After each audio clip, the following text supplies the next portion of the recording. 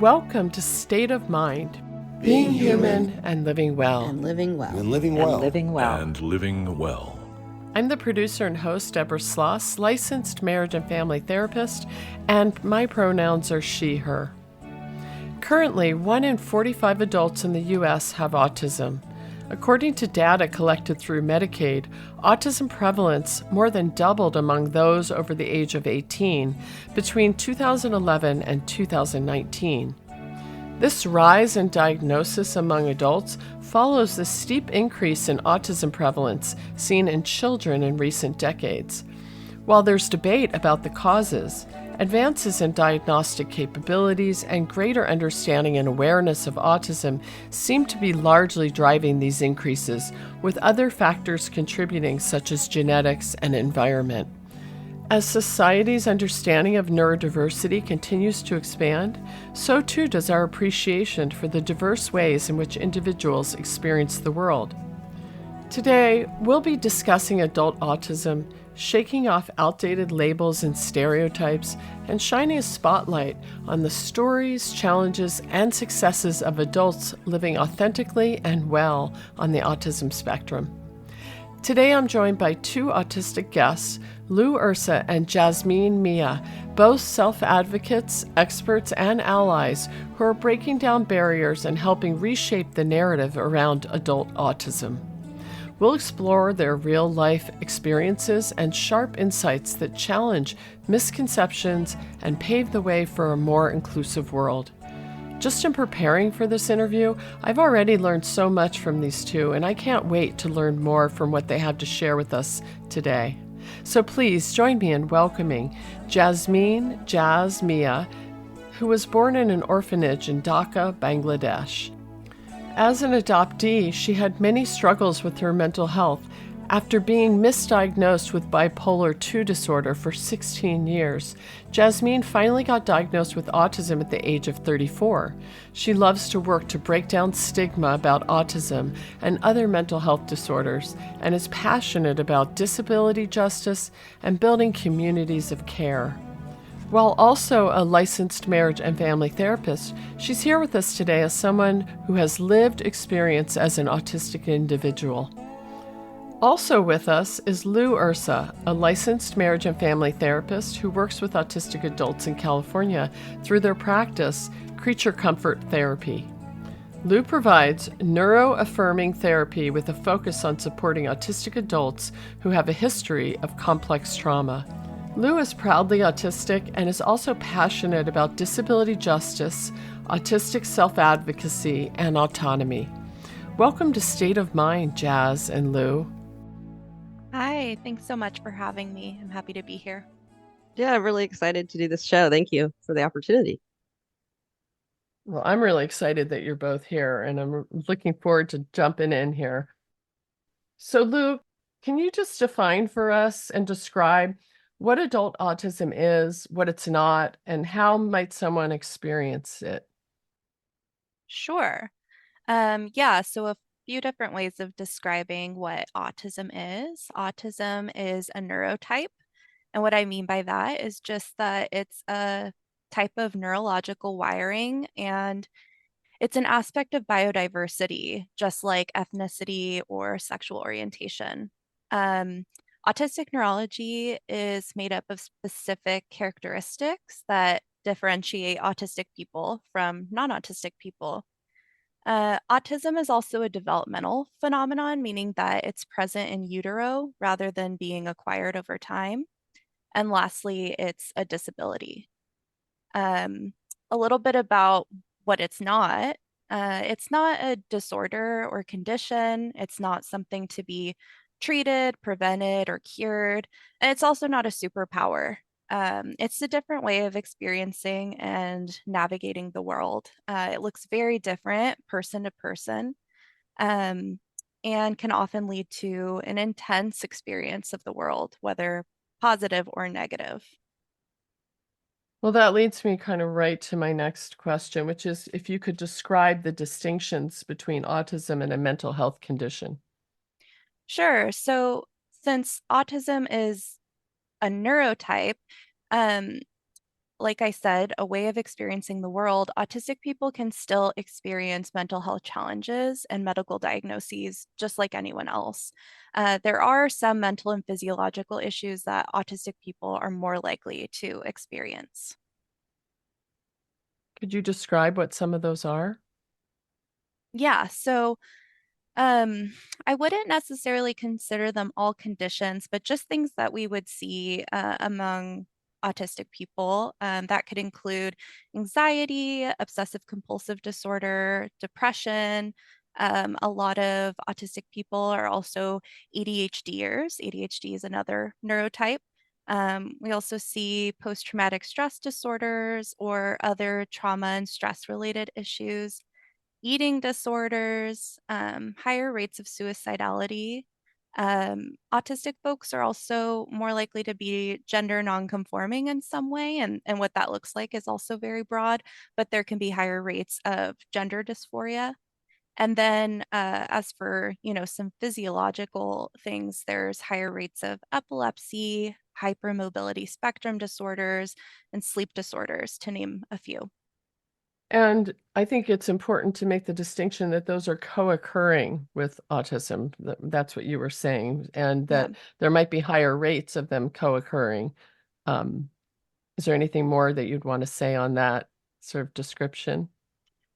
Um, just that, typically when an autistic person is looking for support, or they are reaching out for therapy, it's more likely those things that they're looking for support with, not autism itself. Sometimes it could be, learning more about autism and their, individual experience as an autistic person, but typically it's things like anxiety, trauma, OCD, things like that. And I think about what you and I talked about a little bit on the phone before you came on the show about that intensity of experiencing the world as an autistic person can predispose people to more vulnerability sometimes around, like if that system is under stress all the time, there is more vulnerability to depression and anxiety, for example, because of the stressors from the environment.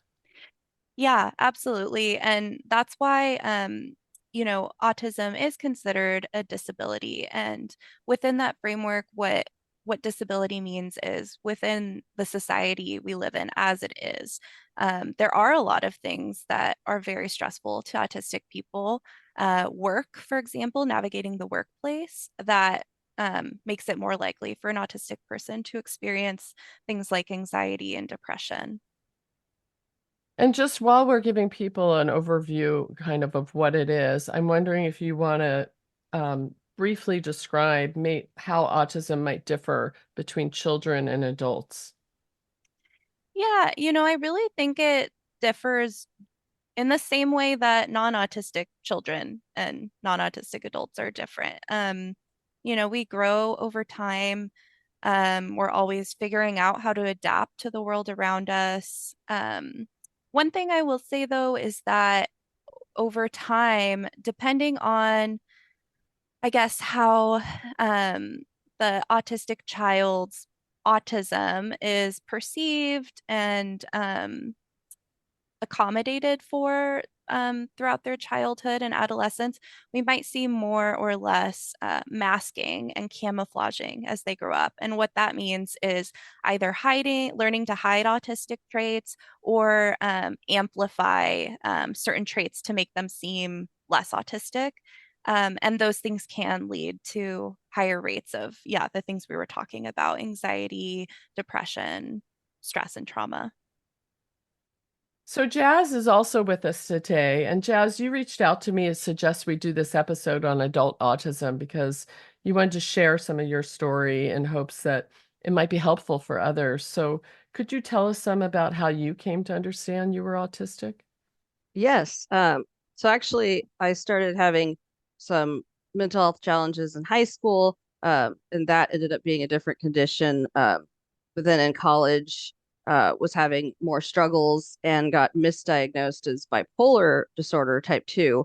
That followed me for 16 years, actually. And I, the whole time, I didn't think I fit bipolar, and I kept trying to advocate for myself, because what were being called panic attacks, really now I see they're autistic meltdowns. And so through all these years of all these medicines I was on, all these types of treatments, not getting better in the way I would expect with bipolar, I just kept questioning what's really going on here. It feels like there's a piece of the puzzle missing. And then just sort of looking into what I thought these panic attacks were and realizing they mapped on so perfectly to autistic meltdowns, that started to be a clue. And then my mom and husband actually went to a NAMI group, the National Alliance on Mental Illness, and they heard someone describing a similar story where their adult child had been through a lot of similar things I had, and turned out they were autistic, not, didn't have a different mental health condition. So that's how we started looking into it. I started taking quizzes online just to get a clue. And then when I thought, this is really tracking, I sought an official diagnosis. And you did mention to me that it was quite revelatory for you when you did realize that you were autistic. Can you share some about how you accurately got diagnosed with autism, and what did that end up meaning for you? Yeah, I did it a lot. It was really on my own initiative. I had to almost fight for it. One, to seek out the neuropsychological evaluation, which unfortunately, they're really expensive and can be inaccessible for many. And even when I was doing the assessment, I basically wrote a thesis of why I thought I was autistic and how it presented in me, and that can look different in people of color as I am, and women or non-binary folks. And so it was revelatory because it just felt very validating to get the diagnosis and know what was going on finally. And so I felt a lot of relief at first when I had that validated. But the caveat is I did have to really advocate for myself. And so I really want to emphasize the importance of people being able to self-proclaim their own diagnosis and not need to get an evaluation from someone else just to tell them who they are. And hopefully later we'll be talking about some resources where people might be able to get some information to be reflecting on that. Jazz, can you also describe what is being autistic like for you on a day-to-day basis? Like, what are some of the challenges and what are some of the gifts that you might experience? And which of those experiences do you think are unique to living as a person with autism? I think that I really like what we were talking about earlier with the intensity kind of experience. I feel like life is just very intense, both positively and negatively. I have daily challenges with some pickiness with food, which I didn't actually have as much as a kid. So that's sort of a new struggle. Task initiation and resistance to things like showers. I do shower, but it's very hard for me, and it kind of comes up with a lot of anticipatory dread. Um, I do have decision fatigue and get easily overwhelmed. By the end of the day, I tend to be a lot lower on energy and can have more meltdowns. Do you want to say what a meltdown is? Not everyone might know that. Totally. So a meltdown is sort of a discharge of energy, and can be expressive. It can be, some people shut down, but in my case, it's a very expressive outward kind of just expression of behaviors. And so what happens for me is there'll be a prompting event that usually leads to overwhelm. And that's either cognitive, could just be my own thoughts, or sensory. And then I'll start to feel anxious and panic. And if I don't catch it early enough and intervene, I can spiral into a very dark episode where I'll cry or sob. I'll scream. I engage in echolalia, which is repeating words or phrases, rocking, pacing. I used to have urges to hit myself, and now I'm realizing that's just a need for what we call proprioceptive input. So I can beat on my chest or something else now. I'll have thoughts that the thought will come, I want to die, even though I don't actually want to die. I just want the pain to stop.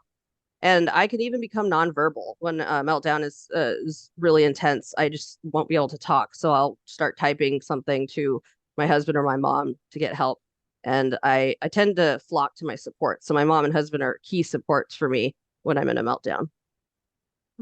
Thank you so much for describing that. And I have told both of you, I haven't told listeners, but I have a adult child who's on the autism spectrum as well. And I know in his childhood, meltdowns look like tantrums. So that was really interesting, is that, they weren't about getting something they were that, like I love the word you used about discharge of energy. So I remember, one doctor asking me, well, what do you think could cause a meltdown? And I said, I think the wind could blow. And then as I came to know him and really understand his sensory overwhelm, the wind could blow, and that could be part of what would lead to a meltdown. So I really appreciate you giving that description. Yeah.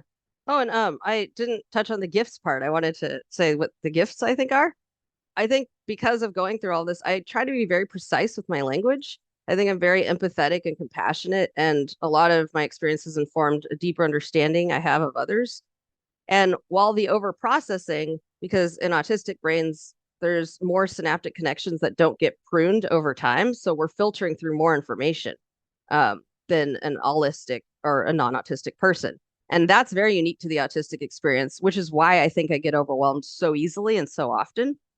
I basically, when I think about doing a task, I think of all the minute steps along the way. So any task might have like 100 steps in my mind. And I was realizing through my therapy, with someone who's very neuroaffirming, that I'm almost living it through my head, like I'm doing all the steps, but all at once. And so that's why I get this sort of dread before I even start doing something, because I'm processing it as if I'm doing everything all at once and not just one thing at a time. And so that's, I think, what leads to my anticipatory dread and overwhelm. What a just vivid description. Thank you, Jazz.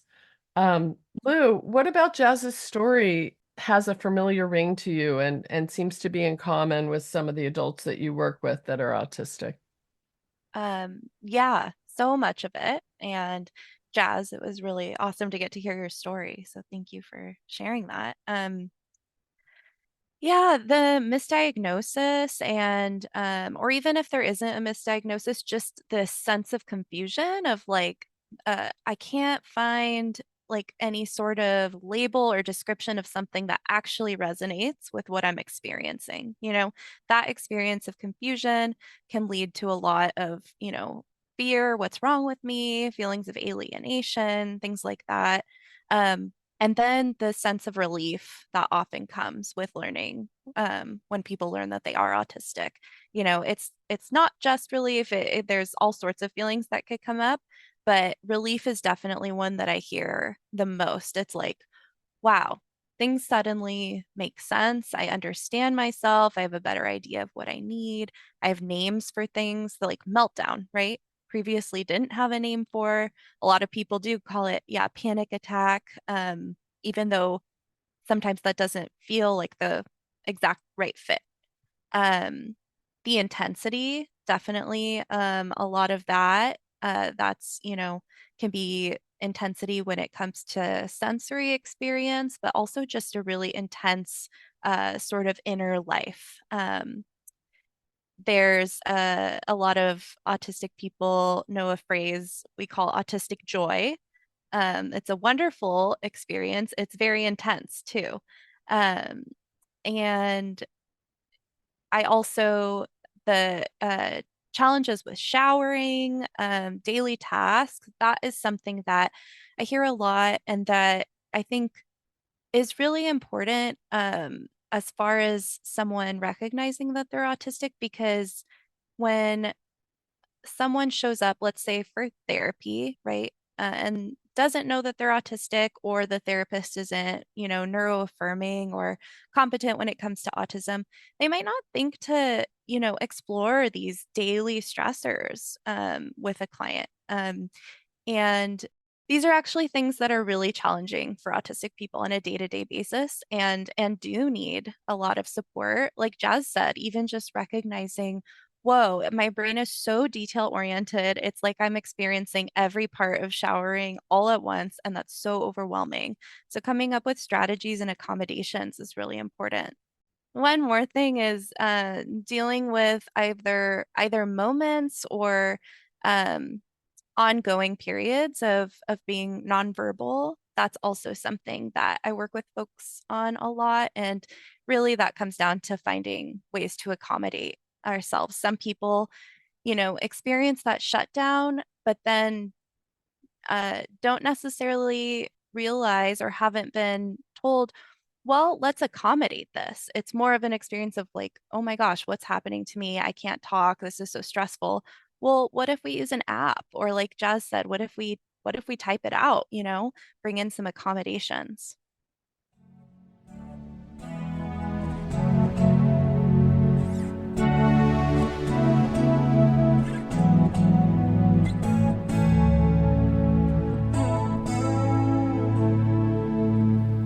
You're listening to State of Mind, Being Human and Living Well. I'm your host, Deborah Sloss, and today we're discussing adult autism.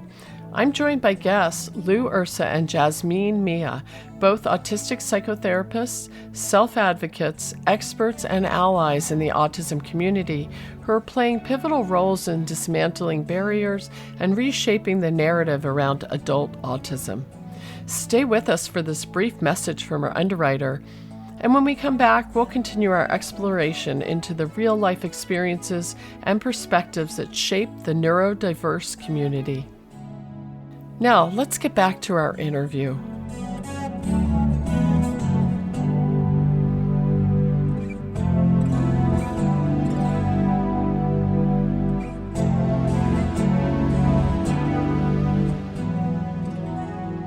So, Lou, can we talk some about the high functioning qualifier that's been used historically? How do you and others in the autistic community see that description? And are there ways you're preferring to think about this now? Sure. Often when someone says high functioning, it kind of feels like they're saying that the person can more easily conform to non-autistic norms. It could also suggest that their autistic traits are less noticeable or that the person is actively hiding them. And so the term is not preferred because any person's ability to function fluctuates over time. It changes from situation to situation. And you also can't tell how a person is functioning just by looking at them. Someone who seems, quote unquote, high functioning may actually be experiencing significant challenges internally or in privacy. For example, going through a day of work or school or just getting through a conversation and seeming like, okay, well, this person, doesn't seem autistic or seems high functioning, but then later maybe this person is having a meltdown or, is just having a really hard time. Or maybe, the morning leading up to school or work, like figuring out what to eat for breakfast and get dressed was so hard and stressful. So overall, the community seems to prefer focusing on an individual's specific support needs. So an autistic person may have lower support needs in one situation, meaning there's not a lot of help or accommodation that's needed. It's all right, but might need higher support in another situation. I love that because, as you're talking, I'm just thinking back to picking up my son from school. And every day after school, he just fell apart. But at school, he would hold it together every Yeah. day. And so everyone was very surprised when he got diagnosed because it wasn't obvious to other people, but internally his experience was absolutely exhaustive. Right. And another reason that that's so important to differentiate is because if if we're using this qualifier of high support, if we're using this qualifier of high functioning or low functioning, a lot of how that's used is to determine the support or accommodations a person gets. And so it both isn't fair and doesn't make sense that a person who is able to hold it together, to get through the day, that person doesn't then get support or accommodation just because they seem high functioning. Really glad you said that. I think that's a very important point. Jazz, before coming on the show, you and I talked a lot about how confusing and misrepresenting the high functioning label is. Can you share some about your experiences with this? Yes, I definitely echo everything Lou said. I have found the community also prefers not to use those terms. I personally see autism as rendering me variably functioning, or thinking of it as a fluctuating capacity. I never know how many spoons I have. I don't know if listeners are familiar with the spoon theory. That was a concept by Christine Miserandino. to explain living with a chronic illness, and a spoon is a unit or of energy physically or mentally that it takes to do activities. So this actually came from the disabled community at large, chronic illness, and a lot of autistic people will talk about not having enough spoons to do certain things. And so my spoons are variable, and they could change throughout the day. And I do have to do some energy accounting for how I might feel later. And I really want to highlight what Lou said, because the idea of having a high functioning label, that's focusing on outward behaviors or how is the person appearing, versus like a lot of what we do is overlook the subjective internal distress of autistic individuals. Because I myself, have been questioned like, oh, you don't seem autistic, right? I can hold it together like we're talking about outwardly at times.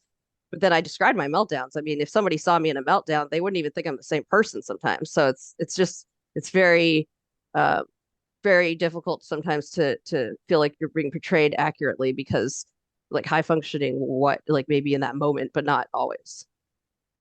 So, Lou, I want to talk some about the rise of the neurodiversity movement. Can you briefly explain the neurodiversity framework, like how it changes how we think about autism, and what does it mean to be either neurotypical or neurodiverse? Sure. So the neurodiversity movement really focuses on this concept of neurodiversity. It's a difference among neurotypes, like I mentioned earlier, different kind of neurological wiring.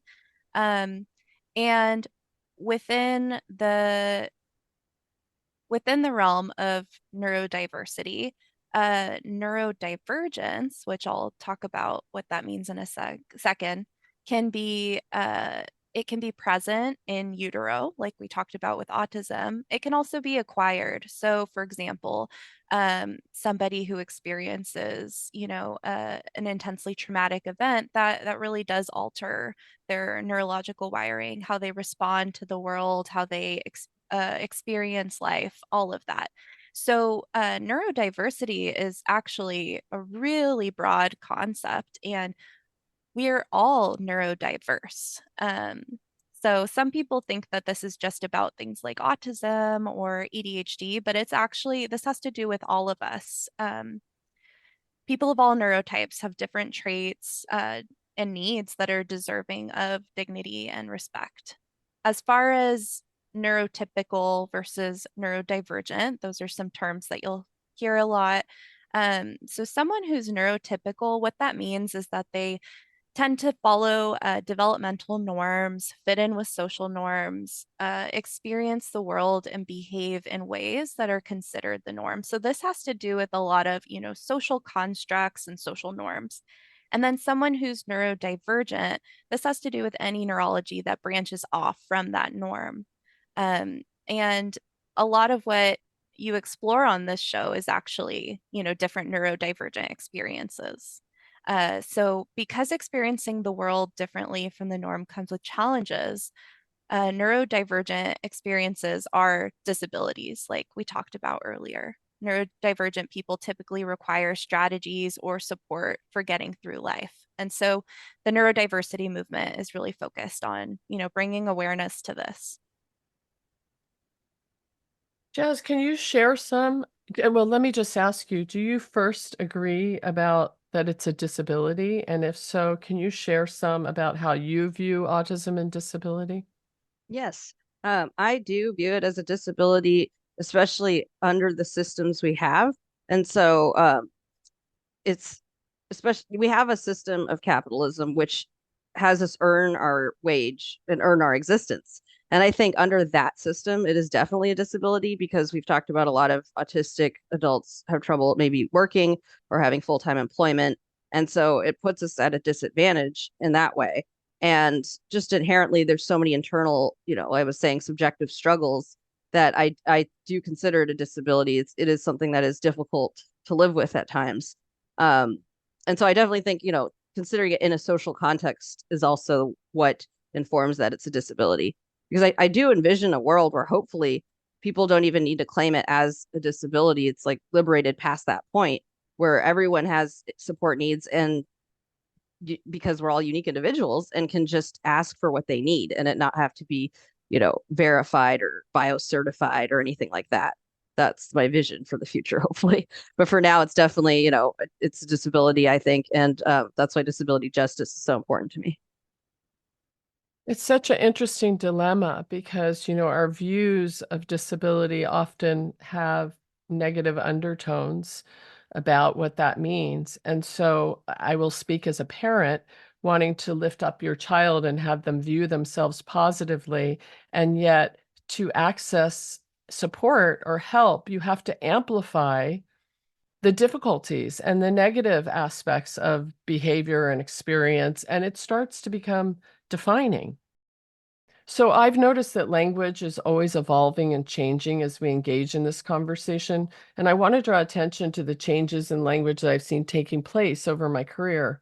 As I was coming up early in my own professional career, many of us who oriented around honoring the client as an equal in the treatment dyad, we were changing language to make a shift from the pre-existing language of the time that would call clients by their disorder, like they were an autistic or a borderline or a bipolar. And we were making the shift to talking about people in terms of being person first, like they're a person who may be experiencing a developmental or another mental health condition. So that was an effort to try to separate their personhood from the disorder. And we drew examples from other medical conditions, like, for example, we don't call a person a cancer. Instead, we say they're a person with cancer. So recently, I've been noticing this shift, particularly in terms of those diagnosed with autism spectrum disorder, towards phrases like I'm autistic or I am an autistic. This seems to indicate a shift towards seeing the diagnosis as an important part of identity. So, Jazz, I'm wondering if you could explain what's happening around this changing language and what type of language is now tending to be preferred within the neurodiverse community. Hmm. I think in the neurodiverse community, I'm definitely seeing a lot of preference for identity first language. And I had the same sort of, professional upbringing of person centered. And I think the reason it's different is with autistic identity, that's inseparable from who we are, so much so that it's not something we have, it's something we are. And it's kind of like saying I'm a person of color. I don't have brownness. I am brown. I am a BIPOC. So to me, it's more like that versus like if I had a condition, that could be treated or kind of isolated from me. But autism is just so inseparable. It just informs everything about me and who I am. And so that's why I prefer saying I am autistic or, I'm an autistic and just kind of really owning that because it's so me. Jazz, in what ways has the neurodiversity framework been helpful or meaningful for you personally? It's definitely helped me feel a sense of personal validity. It's brought me a sense of community. I know where to look for tips and strategies. It's been very empowering and helped me join in this fight for disability justice.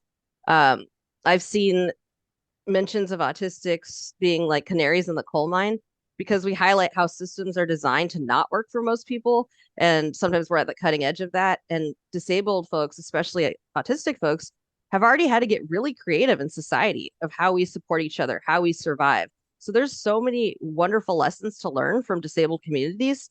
And I think that's been really inspiring. I've been reading a lot about that. And um, it's just, yeah, it's just been really eye-opening and liberating, like I was saying. Luke, can you talk some about how a person might get diagnosed with autism and distinguish how that typically might differ for an adult versus for a child? I think we think more about how a child would get diagnosed or identified. So could you talk some about that?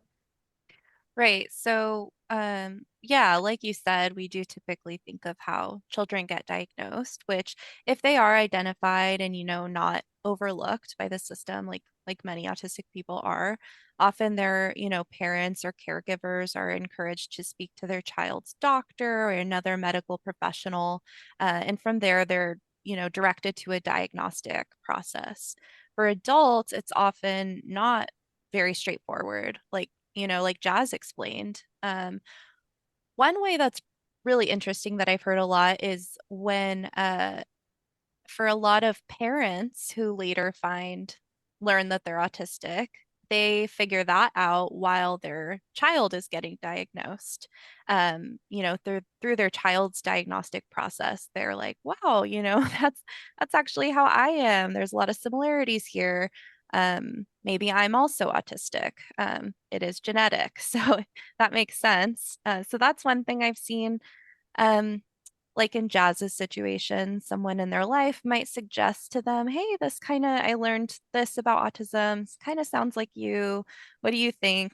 And then a lot of the time, especially now, people are recognizing autistic traits in themselves. From there, like Jazz said, you know, within the uh, neurodiversity movement and disability justice community, there is an emphasis on how it is important for people to be able to call themselves autistic, even if they haven't gone through an official diagnostic process, but they do really resonate with the traits, and hearing about the experiences of other autistic people, because for adults, the diagnostic process is really not very accessible. First of all, it's very expensive, in the thousands.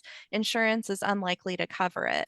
Um, and because most because most clinical, psychologists or neuropsychologists who diagnose, they might be basing their diagnosis on very normative, kind of stereotypical presentations of autism.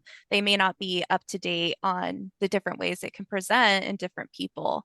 There are, however, clinical psychologists and neuropsychologists who are focused on diagnosing autism in adults. That really is the focus of their practice, and they are working to be really inclusive and really understand all the different ways autism can look in different people. So, Jazz, are there ways that you've restructured your life as a result of getting the autism diagnosis? Yes. I had to really work and sit with some grief about, my life may not be the way I thought it could be. I have accepted I can't work full time. So in my practice, I have, kind of a limit of how many clients I see, and new expectations, like I said, for myself. One big thing I did was restructure partly and self-accommodate in my job. So I have a private practice, as a therapist, and I decided to be very open and transparent. And I put on my website and actually in my informed consent that I'm autistic.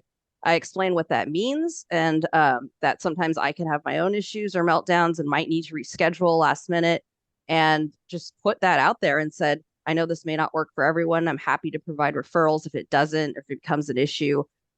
My grace that I extend to my clients is I don't have a cancellation policy. So we just try to have mutual respect if we can't make an appointment.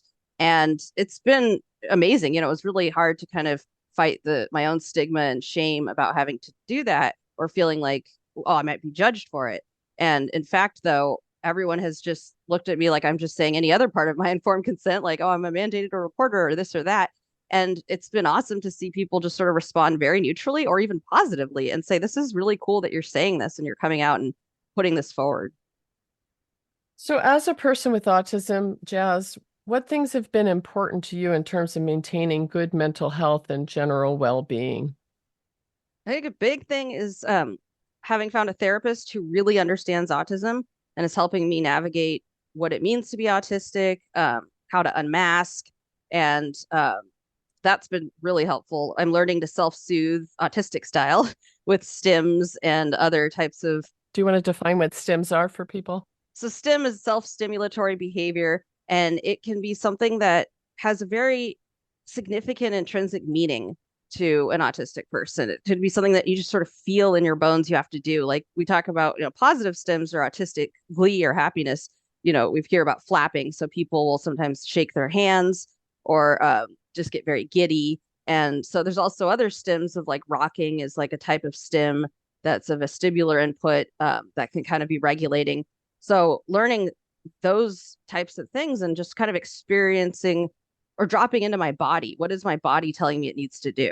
That's been really cool because I'm such an overthinker that to get embodied is a new experience and has been really helpful in me finding ways to manage more. And I'd say another big thing has been the unmasking, feeling more authentic. In my practice, in my life, I'm just openly autistic everywhere I go. I just always tell people because I really want to break down stigma. And for me, it's just makes me feel safe to just have already shared that with people. Um, and then the biggest thing I think for maintaining my good mental health is building sense of community with collective care, with other disabled folks, other autistic folks, really finding my disabled people and working to uplift each other.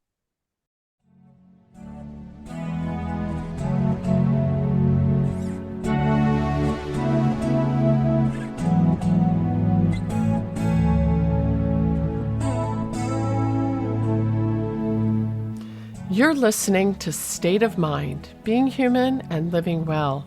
I'm Deborah Sloss, your host, and today we're exploring the diverse experiences of adults with autism, diving into the nuances, examining the challenges, strengths, and the impacts of embracing neurodiversity. Joining us are two remarkable guests, Ursa and Jasmeen Miah.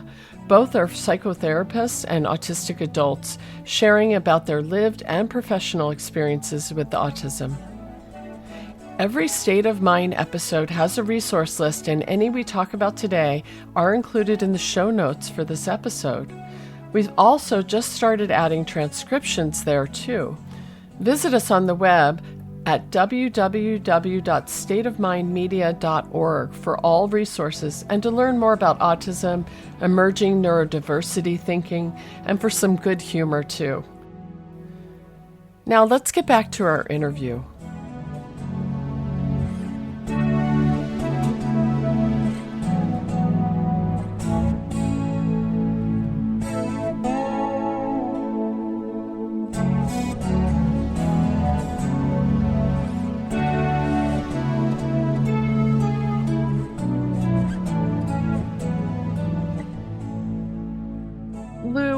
When you and I were talking about you coming on the show, it came up that a lot of the typical treatments in the past for autism spectrum disorder are being reconsidered at this time, and the view about what's helpful and needed is changing. Could you talk some about that? Sure. In the past, and this isn't totally in the past, we're still working through this stuff as a society, but applied behavior analysis, also known as ABA therapy, has been recommended for autistic children. There's diets, an idea that changing an autistic person's diet would either reduce certain autistic traits that are maybe socially unwanted, or some people believe that a diet could cure autism, which is a myth that I'm hoping to dispel during this. There's sound therapies, there's social skills groups, there's a lot of different therapies. Now the focus is more on helping autistic folks understand their needs, have strategies to meet their needs, and have access to resources, including accommodations. The real difference here is that some of the therapies that are becoming maybe a bit more outdated are focused on making autistic people seem less autistic or more neurotypical, rather than, like Jazz was saying, being more focused on the individual person's subjective inner experience, their own values, their own needs, what they want their life to look like. And yeah, it is a big shift. I would say even within, I brought up ABA, even within ABA therapy, there are certain ABA therapists who are aligned with the neurodiversity movement. But with that, there's just a lot of differing opinions about whether or not ABA can ever truly be affirming and safe for autistic people or not. So, as we're talking about support, Jazz, I want to come and ask what kind of support has been most helpful to you and why? I think a big part of something that helped me was dialectical behavior therapy, DBT. And that is probably also because I do struggle with emotion regulation from attachment trauma. You mentioned, I'm an adoptee. And I have been looking at it a little more critically. I use it in my work, but I'm trying to adapt it to be more neuroaffirming. There's definitely some parts of behavioral therapies, including DBT, that can, not necessarily be applicable to autistic folks. And there were parts I struggled through that now I see why. But I definitely think it was really helpful to get distress tolerance skills, the interpersonal effectiveness module. So that really helped me in my therapy. And then other supports are taking time for self-care, learning, like I was saying, what stems I like, engaging in special interests. I'm in an autistic support group, in which when I'm in that group, I feel, quote, normal or like a typical person because everyone's autistic. Um, and then a new support that I'm trying out is a home meal delivery kit that comes with the, fresh ingredients, and then you make the meal. And that's been really helping me eat healthier and also just kind of take out a lot of the guesswork of I can just follow this recipe and I have the ingredients. And that's been really fun. Lou, on this show in general, we're often looking for conversations about people that are engaged in some kind of active form of recovery, meaning that they're learning how to live well in the life that they have. So I'm wondering, when we talk about autism, it came up earlier that this isn't something you recover from. So could you talk some about that distinction and what does it mean to instead think about living well with autism? Yeah, so there isn't going to be a point for an autistic person where they're no longer autistic, right? We talked about how there's no cure. Autism is not something to be fixed. This is all, really problematic language that we hear about autism. But yeah, as we've been exploring, it's more a focus on autistic people really learning about themselves, having access to community, figuring out, what their unique individual needs are, ways to meet them. You just talked about forms of self-care. That is really important too. So it's going to look different from what we typically think of when it comes to recovery. Jazz, I can imagine from your lived experience, you might also want to say something about what it looks like to live well with autism. Living well with autism is, it's a journey and it's going to be ever evolving as I evolve. And it does look like what Lou's saying, finding the supports needs, get those met, but also you celebrate and amplify the good parts, like the autistic joys and special interests and all the things that kind of light up an autistic person. So that's kind of focusing on the living well part. And I think the biggest barrier, as I've said, really is our society, our capitalistic society of having to earn our existence, because that just makes it so hard to get what we need. If you can't afford the things that you need for support, or you can't afford to make enough to survive, that's what's a real barrier.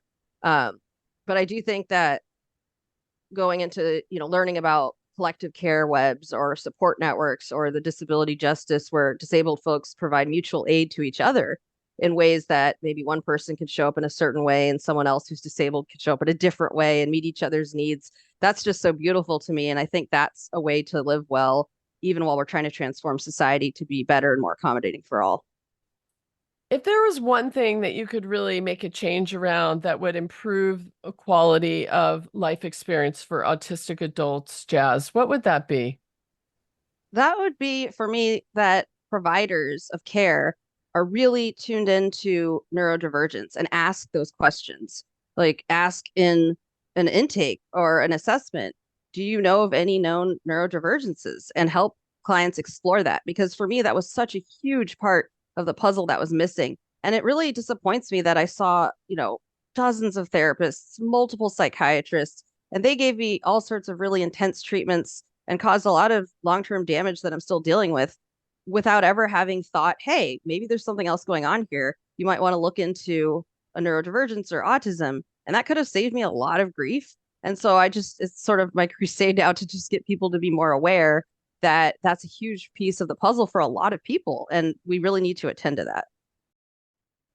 So, Lou, like Jazz described in their story, they only began to explore the possibility of being autistic and getting diagnosed because a loved one came to them and suggested they might want to look into it.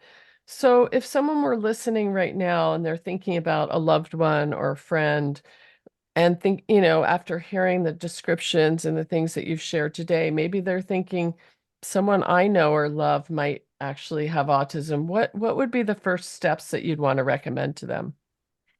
Um, yeah, well, the first step is just, I would think, to recognize that you're potentially learning something new about a loved one, and this is going to be an opportunity to really understand them, know how to support them.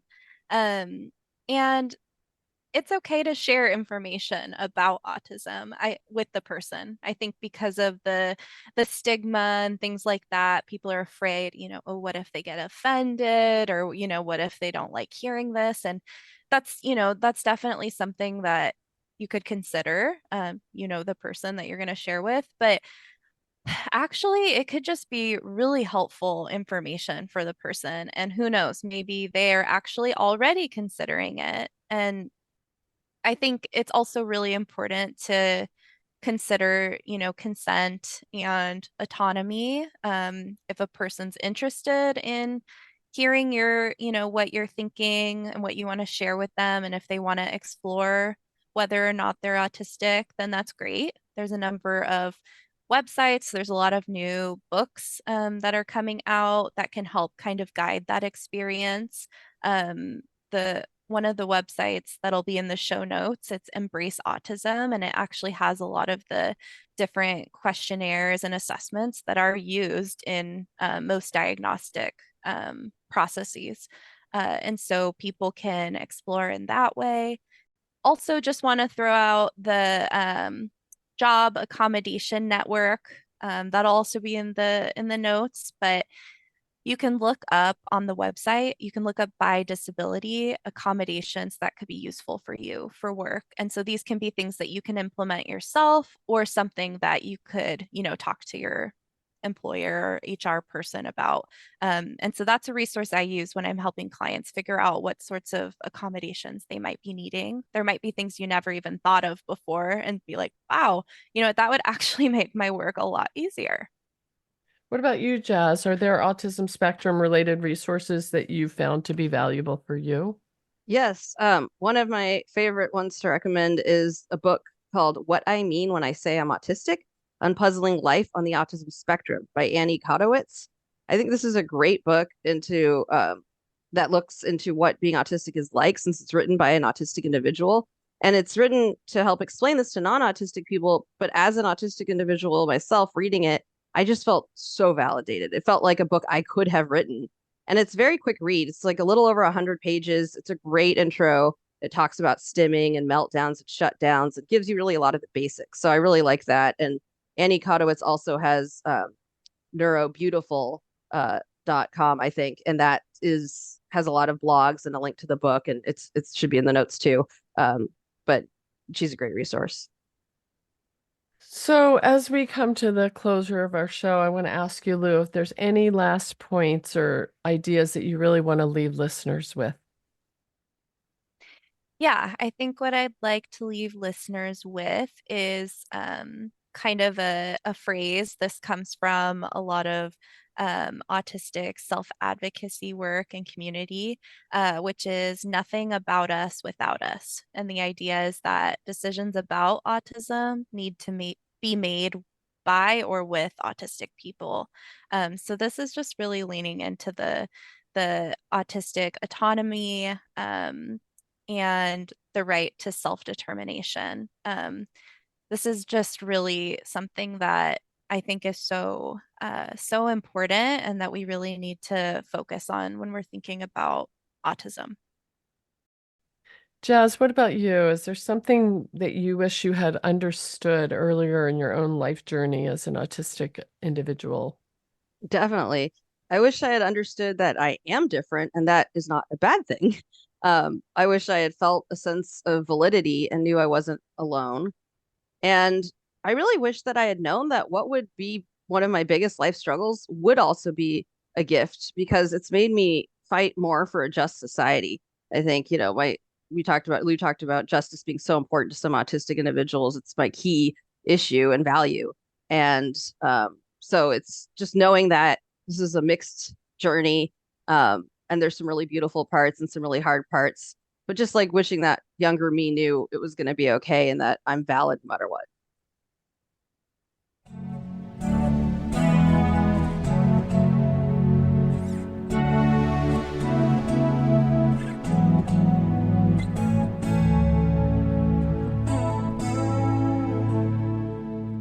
You've been listening to State of Mind, being human and living well. And living well. And living well. And living well. And living well.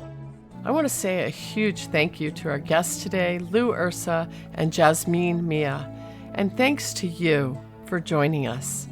To learn more, check out the wealth of information included on the resource list in the show notes for this episode. New episodes of State of Mind exploring mental health and wellness are released the first Sunday of every month and can be found along with our complete archive on our website, www.stateofmindmedia.org. If you missed part of this episode or you just want to hear it again, subscribe to our podcast on all the major podcast platforms. Also, when you rate and review our podcast, you do help it get found and heard by more listeners. So if you like this one or any of our episodes, could you please do that for us? Special thanks to Jeannie Baldzikowski for audio production and to Patrice Vecchione for In Your Voice story coaching. We also want to say welcome and thanks to the newest member of our team, Patty Palmer, who's working on transcriptions. And thanks to acoustic guitarist Adrian Legg for composing, performing, and donating the use of our theme music. State of Mind was developed and originally broadcast in association with KSQD-FM in Santa Cruz, California. We always want to hear from listeners and community members just like you. You can submit your very own In Your Voice recording and become part of the conversation by either calling in to leave a message or recording an audio file right on your phone.